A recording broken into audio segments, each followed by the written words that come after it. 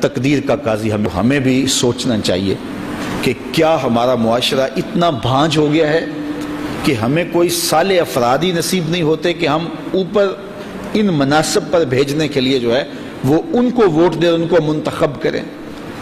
میں آپ سے یہ عرض کرنا چاہتا ہوں کہ آج ہم یہ بات کہتے ہیں جی کیا کریں، کوئی ہمیں قیادتی نظر نہیں آتی ہے، ہمیں کوئی سیکنڈ آپشن ہی نظر نہیں آتا ہے۔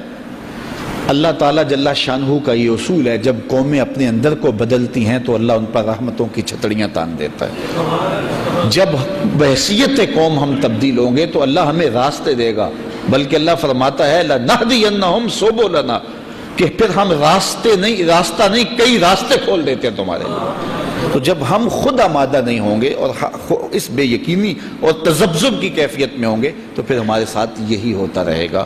تو اس لیے ہمیں خود اپنی تربیت کی اور اپنے شعور کی تہذیب کی ضرورت ہے، تاکہ ہم ایک صالح معاشرے کی تشکیل کے بعد ایک صالح حکومت کا تصور، دنیا کہاں سے کہاں پہنچ گئی۔ ہمارے بعد جو لوگ آزاد ہوئے تھے، وہ اقبال نے کہا نا ہمالہ کے چشمے ابلنے لگے اور گراں خواب چینی سنبھلنے لگے، کہ وہ جو خواب میں سوئے ہوئے چینی تھے وہ سنبھلنے لگے اور ہمالہ کے چشمے ابلنے رہے۔ لیکن مسلمان ابھی اسی تک، مسلمان بجھی عشق کی آگ اندھیر ہے، مسلمان نہیں خاک کا ڈھیر ہے۔ تو یہ ابھی تک جو ہے وہ خاک کی ڈھیری بنا رہا ہے۔ دنیا کہاں سے کہاں پہنچ گئی، جاپان کہاں چلا گیا، چائنا کہاں چلا گیا۔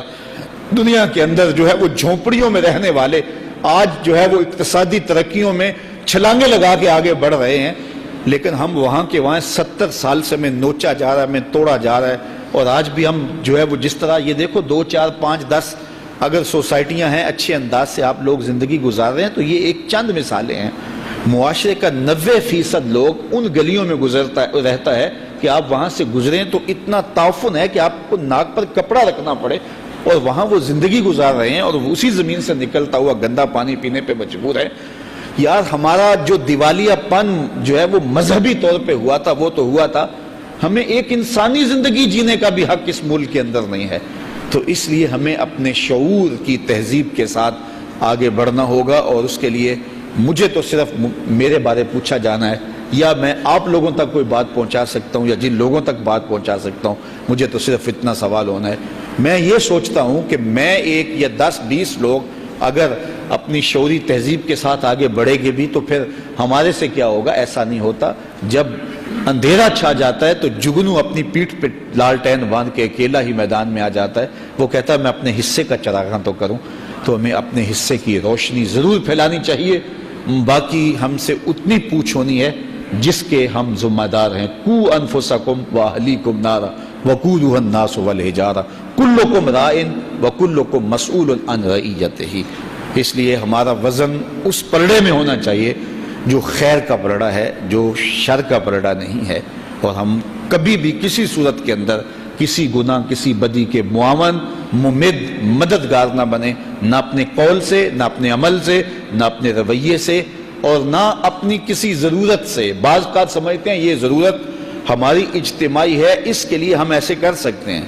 وہ الیکشن کا زمانہ آتا ہے تو میں دیکھتا ہوں بینر لگے ہوئے ہوتے ہیں کہ گیس دو ووٹ لو، بعض آبادیوں میں لگے ہوتے ہیں، بعض جگہ پہ گلی بنا دو ووٹ لو۔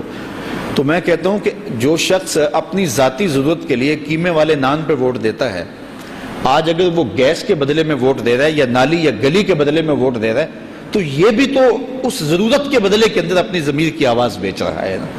تو میاں گیس کے بدلے میں اور جو ہے وہ گلی اور نالی کے بدلے میں ووٹ دینا، جب قوموں کے یہ اجتماعی بات کر رہا ہوں، جو چند پیسوں ٹگوں کے عوض اپنا سب کچھ بیچتے ہیں، میں ان کی بات نہیں کر رہا، وہ تو معاشرے کی تل چھٹائے گرے ہوئے لوگ ہیں، لیکن یہ سمجھتے ہیں یہ کوئی ہم اجتماعی کام کر رہے ہیں۔ وہ ایک شخص بدکار بھی ہے، ایک شخص کرپٹ بھی ہے، خائن بھی ہے، لیکن ہمارا مطالبہ کیا ہے کہ ہمیں گیس ملنی چاہیے، تیری کرپشن کو ہم جواز اپنے ووٹ سے فراہم کرتے ہیں، ہماری گلی بننی چاہیے، ہماری سڑک بننی چاہیے، ہمیں سیوریج ملنی چاہیے، تو جو مرضی کر، ہم تمہیں ووٹ دیتے ہیں۔ پھر ضمیر کدھر گیا؟ تو یہ بھی ہمارے، ہم سمجھتے ہیں یہ ہم سودا نہیں کر رہے، یہ بھی ہم سودا کر رہے ہیں اپنے ضمیر کا، اور اس کو سند جواز دے رہے ہیں اپنے ووٹ کے ساتھ۔ تو قوم کب باشعور ہوگی، کب ہم کھڑے ہوں گے؟ اس لیے یہ وقت اب آنا چاہیے۔ اب تو ہماری ناموس پہ، ہماری آبرو پہ، ہماری عزتوں پہ، حتیٰ کہ حضور نبی رحمت صلی اللہ علیہ وآلہ وسلم کی آبرو اور ختم نبوت پر ڈاکہ زنی کی وارداتیں ہوئی ہیں، تو میرا خیال ہے اگر اب بھی ہم آنکھیں نہیں کھولیں گے تو پھر تقدیر کا قاضی ہمیں کبھی معاف نہیں کرے گا۔ وآخر دعوانا ان الحمد للہ۔